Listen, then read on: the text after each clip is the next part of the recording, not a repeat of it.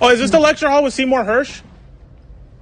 I'm looking for the one with Seymour Hersh because it's a policy and press hall event. So shouldn't we be talking about the Nord Stream since that's the biggest story of the century? And you guys, I'm sorry. I mean, you have the executive editor of the New York Times there who came out with a phony story to try and block Seymour Hersh.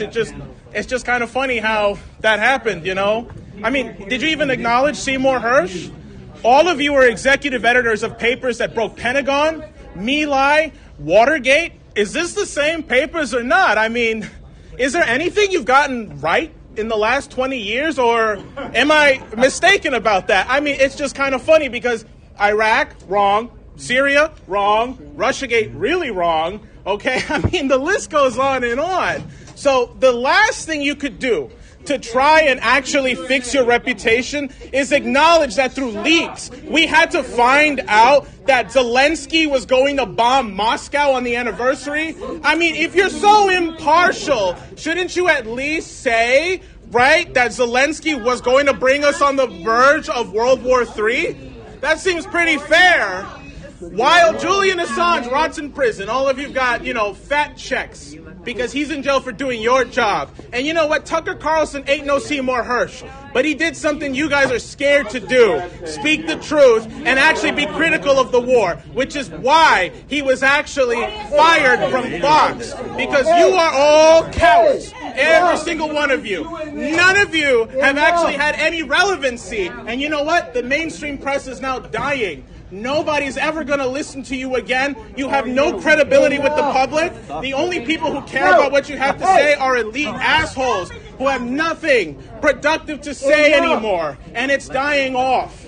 So will you at least say something, either about Nord Stream or Ukraine or the fact that Zelensky brought us to the verge of World War III and the only reason we knew about that was through leaks? Go ahead. It's a free speech event, right? You guys are the press. Let's say something here. Mr. Khan, come on. You're the executive editor of the New York Times, I'm just trying to get into some good trouble here, man. Woo. Listen, Karen, get out of my face for a second. I got to talk to these gentlemen. Okay. Well, I just want to hear what they have to say. Go ahead. I'm done. Wait your turn. Wait your turn. You're not going to tell them to you. Come.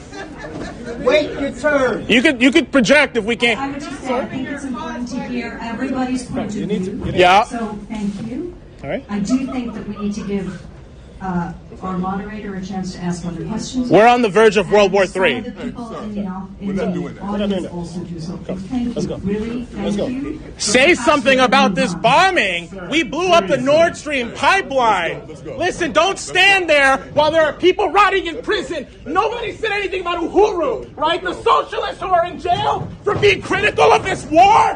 God damn it. Let's go. At least say something about the people in jail for being critical of this war. They don't deserve to be in prison right now.